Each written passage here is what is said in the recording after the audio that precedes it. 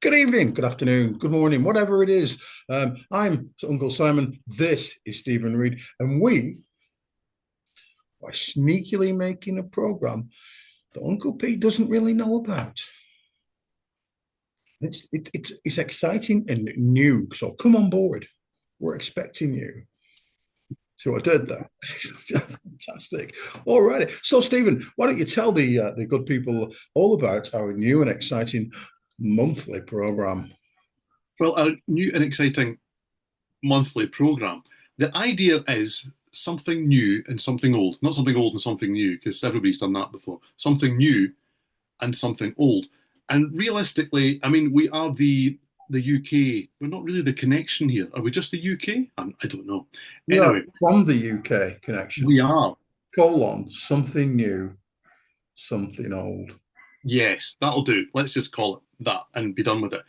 So the idea is that we're going to talk about each month one new ish band. So a kind of current UK band that's probably not one of the big boys, I would guess. They might be, but I would guess they probably won't be normally.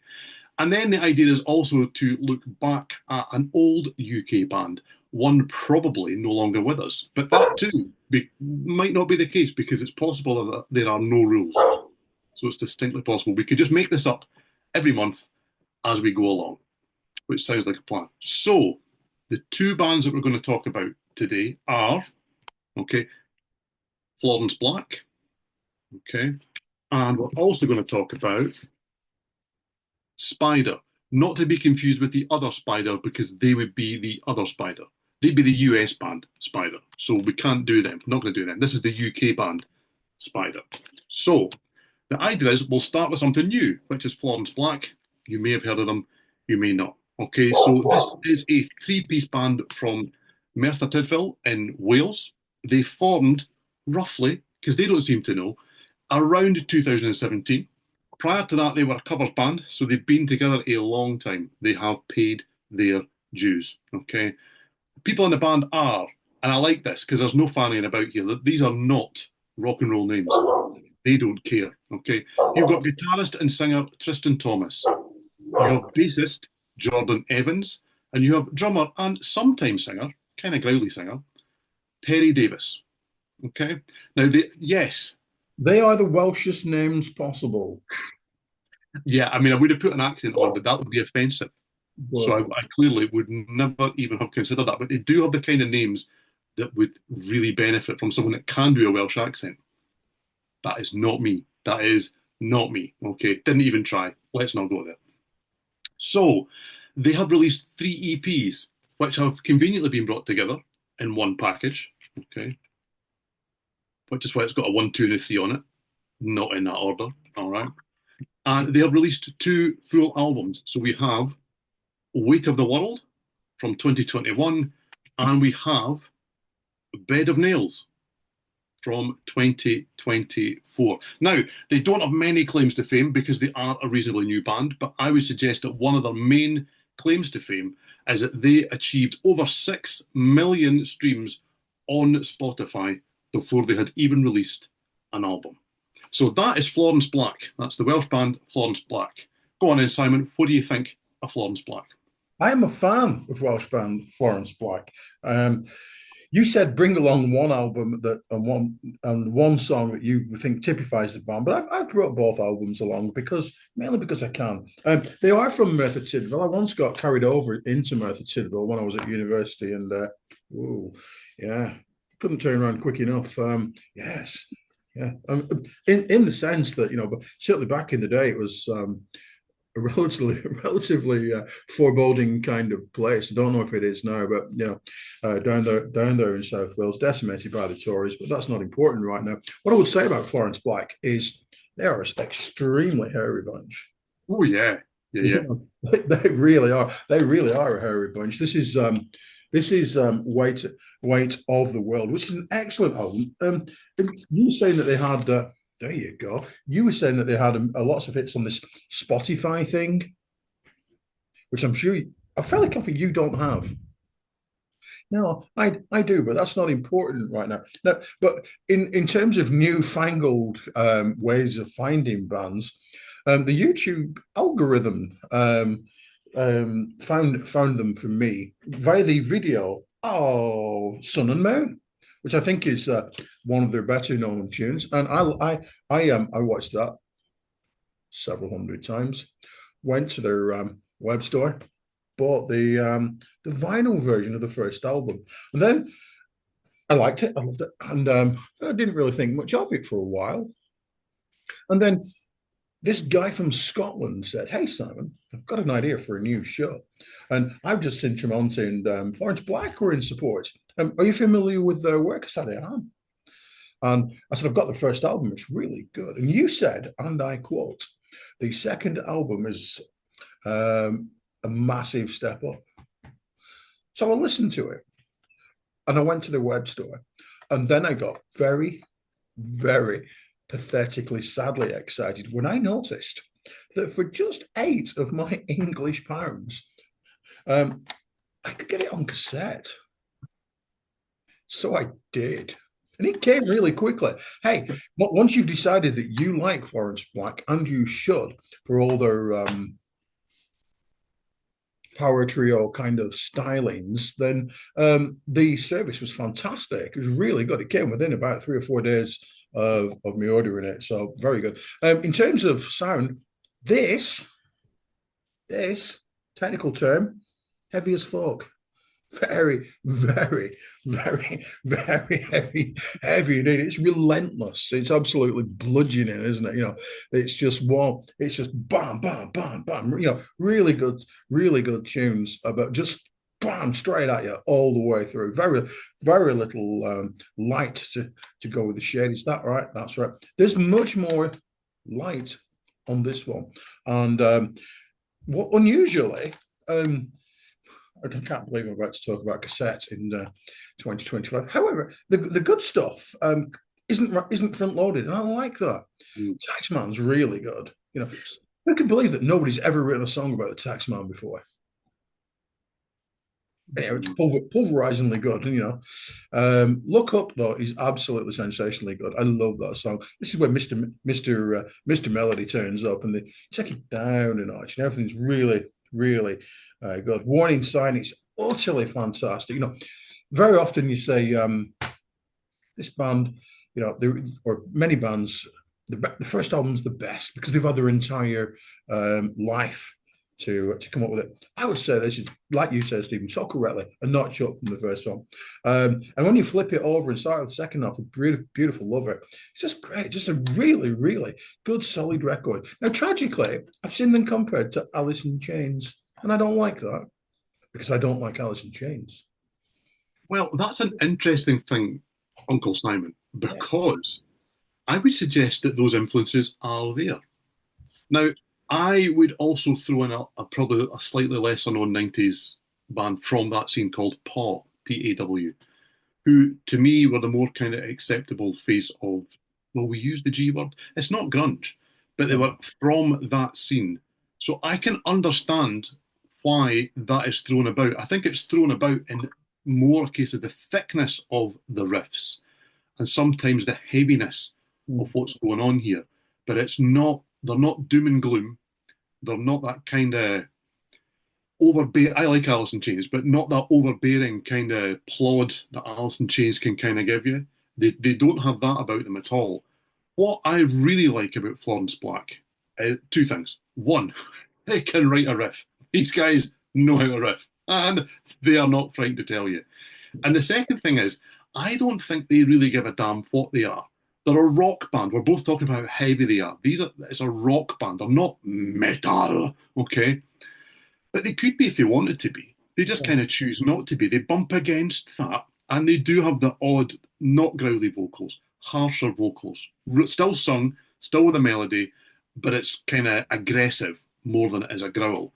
Sometimes they're a kind of melodic rock band, and they just move about wherever the song takes them, and they don't really care if anybody's worried about putting them in that pigeonhole of, well, they sound like this or they sound like that. And yes, up until a few months ago, it was a name I knew. I'd never heard Florence Black before. And they opened for Tremonti. And it was one of those rare occasions, and unfortunately it's become rarer in recent times, when you go and see a band that you want to go and see, and within 2 songs of the support act, we had turned to each other and gone, we're in safe hands here. They absolutely owned the stage. They were absolutely fantastic. And it was great to see a reasonably unknown band just look and sound so comfortable on that kind of, it was in the SWG3 in Glasgow. So not a ginormous venue, but a big venue, and the crowd had turned out for them too. So clearly word had got round, because it was early doors. They were on just after 7, and the place was rammed, and they owned it. Very impressed. I bought both albums on the night, okay, and as Simon mentioned, the service from the web store is fantastic, because I like these so much. I thought, oh well, they've got anything else, I really want to hear it. All 3 EPs are very expensive and hard to find, so they put them together on one CD, and I got it within days from their web store. So yes, I did mention to Simon before we kind of sat down to pretend we knew what we were talking about. A song for people to try. I'm pleased to say that you haven't mentioned The Deep End, because I think The Deep End, which is on Way the World, is a great song. It just seems to encapsulate everything that they've got going. Whereas if I was going to say to anybody, do you know what, you've heard one song, you really like it, I'd still actually go to Bed of Nails as the album to start with. That really, to me, that's the one that's made me think that they're definitely not going to be a one-trick pony, because they have bettered their debut, which is very good, and they've added a bit of variance that I might not have thought was there had I only heard the debut album. So yes, probably the most I've been impressed by a newish UK band in quite some time. Fantastic. And there's touring the UK in September, aren't you, Stephen? They are indeed. They are doing, I think, about 8 or 9, maybe slightly more dates than that. I have tickets to see them in Glasgow, and can't wait. I must admit that we bumped into them at the merch table when I bought my stuff, and they said at that point they were going to be touring at the end of the year. They didn't have venues and various things, and the 2 other people that I was at the gig with, we agreed even before we left the merch table, it doesn't matter where they play, we're going to be there. So the 3 of us will be there. So that says a lot about how they were on the night. Excellent. Who's the next band, Stephen? Okay, so that's the something new-ish. There's something definitely not, I mean, they're not ancient, but they're definitely not current. So this is Spider, okay? And yes, there is, thank you, there are different Spiders out there. This is the UK band Spider, who, I mean, it depends what you read. Formed in Liverpool. I think more specifically Wolsey is where they formed way back in 1976. But they didn't release this until 1982. Same again, this is back when bands paid their dues, okay? They were putting out singles in between that time, and the band were made up of Colin Harkness on lead vocals and guitars, Dave Bryce, or Sniffer, okay? I believe the reason he got the nickname Sniffer is because he had a habit of sniffing other people's girlfriends. Not physically, you understand. That's a UKism if you're on the sniff. Anyway, let's not go there. He was called Sniffer, Sniffa. All right. And then you had the brothers, Brian Burrows on bass, and for anyone that's heard the song Death Row, Rob E. Burrows on drums. Okay. Now, they had that lineup really from the start until they finished, although a guy called Stuart Hurwood did replace Sniffer for a very short period after their last album came out. Now, a fancy fact about this band is that for most of their time together, they were teetotal. Okay, so no alcohol was allowed at all. I believe that the story they put out initially was because, in fairness, they couldn't handle it. Okay, so some gigs involved people sliding down microphone stands and really not being very well at the end of the show. But they made a big deal out of it, such a big deal out of it, that they were actually endorsed by the British Tea Council. I didn't even know that the British Tea Council are or were a thing. I would guess they were formed by a band called Spider, but let's not go there, okay? So they had 3 albums. So they had the debut, okay, Rock and Roll Gypsies in 1982. They had Rough Justice in 1984, and they also had Raise the Banner for rock and roll in 1986, although some places say that this wasn't released until 2012, which is nonsense. because I had this in the 80s. But there you go. So yes, that is the UK band called Spider. Okay, Simon, what do you think of Spider? I'm going to look round, and once I've got past the dog, I'm going to look for the elephants in the room. Oh, and what would that be? That'll be status quo. Oh no.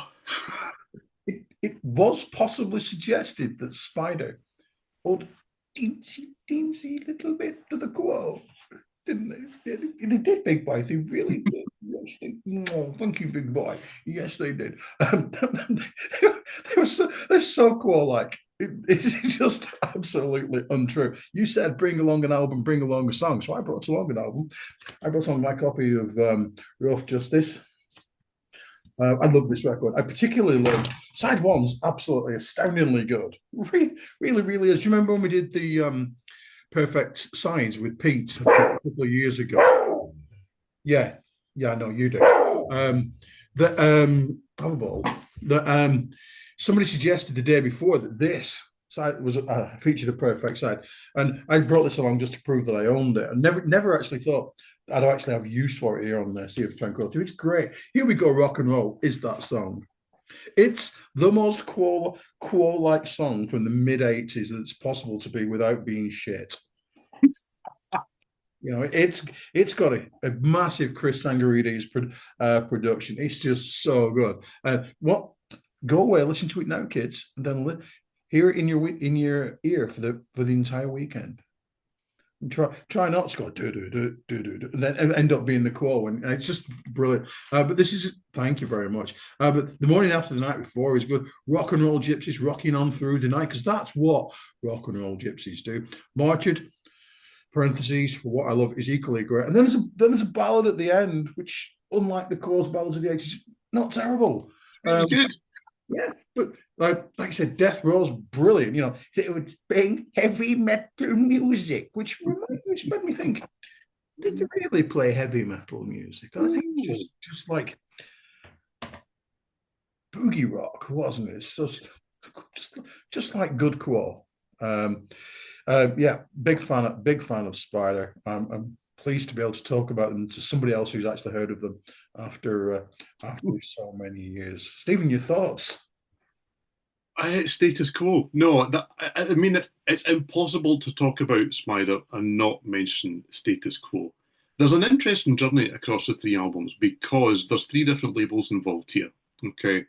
And the reason that they jumped label after album one was because the suggestion was that they should maybe add a slightly more commercial tinge to their sound. And they ended up on A&M, who have previous for making bands have a kind of commercial tinge to their sound, who didn't really want it. And oddly enough, this really works. It should be remarkably misguided. And it actually isn't. It really isn't. I mean, we didn't know. I did suggest to Simon, bring an album that you would suggest if somebody'd never heard the band before, this is what you would recommend. And a song that you would suggest if they'd never heard the band before, this is what you'd recommend. And we have both actually, in effect, turned up with the same ones. Because Rough Justice is where I would say the sweet spot is. And here we go, rock and roll sums them up. One, it's got rock and roll in the title. And this band like to sing about rock and roll. They like to sing about rock and roll all the time. The songs that don't have rock and roll in the title have it in the lyrics. Realistically, they didn't have a wide palette of things to sing about. It has to be said, and yet it's just remarkably good fun. But they are a bit heavier than Quo ever kind of really thought about, or they were a bit more, I don't know, 80s heavy, if that makes sense, because they're not just a boogie band. I can understand, other than the fact that it would appear they dressed like Saxon on a bad day, okay? I can understand why somebody would say that they're a heavy metal rock and roll band. They never really were. That is David St. Hubbins, isn't it, from Spinal Tap? It absolutely, yeah, it absolutely is. And I mean, I've read a few interviews that have happened in more recent years with them, long after the band folded. And they see the kind of flaws in themselves. They were a little bit one-dimensional. They didn't really play the game of what the labels wanted. They badmouthed other bands, and other bands badmouthed them. It was a bit of to and fro. They fell out with Samson. Samson fell out with them, and various things like that. They didn't really kind of help themselves. And yet, they're one of those bands that I never will. I really do wish I'd seen live because I can't imagine that there would be any more fun on the entire planet than watching this band just roll out boogie rock number after boogie rock number. And when they are asked to refine it and sound a little bit kind of, could we possibly have a hit on here? It's not beyond the realms of imagination that there could have been a hit on here with what else was happening in the kind of early to mid 80s. I would suggest it by the time of the third album, and as only a classic band that didn't make it can, the label folded the day that this was released. Okay, so the label being PRT. Okay, yeah, absolutely. And I would. It feels to me like at this stage, it's really good.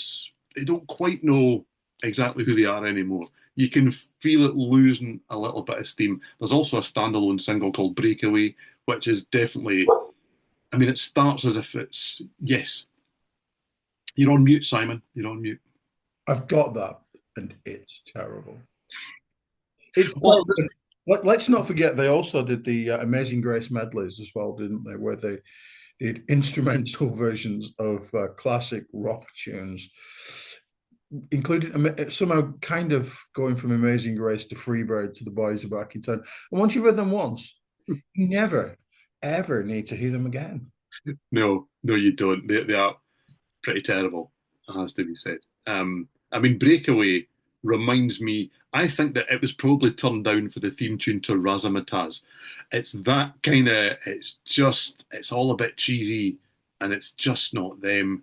And you can just feel people outside the band kind of going, how can we make some money out of Spider? And the answer was, just let them do what they wanted to do, really, rather than make them something that they absolutely weren't.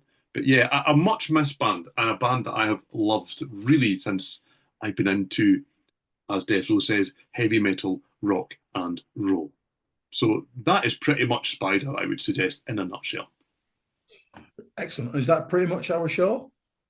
I would say so, unless you've got something hidden that you're not going to tell me about until now. I do not have anything hidden until now. I'm just very excited that I have the cassette. So You did promise top class show and tell, and that is top class show and tell. Thank you very much. Yeah, the free Zoom time is running out now, isn't it? So Yeah, it is. We have to before we go. We have to be gone. You have to smash the like button and all that fun stuff, and send Uncle Pete you some coffee or something like that. I don't know. And yeah, things all going well. We'll be back next month, won't we, Stephen? Yes, indeed, that's the plan. Something old, something new, no, something new, something old. One of those two. We are happy to see suggestions. I'm not suggesting that we'll definitely take them all, but we'd like to see some suggestions. Interesting to see who people would like to see featured on this topic. Indeed. All right. From me, Uncle Simon, from that man from up there. Have fun. Bye bye.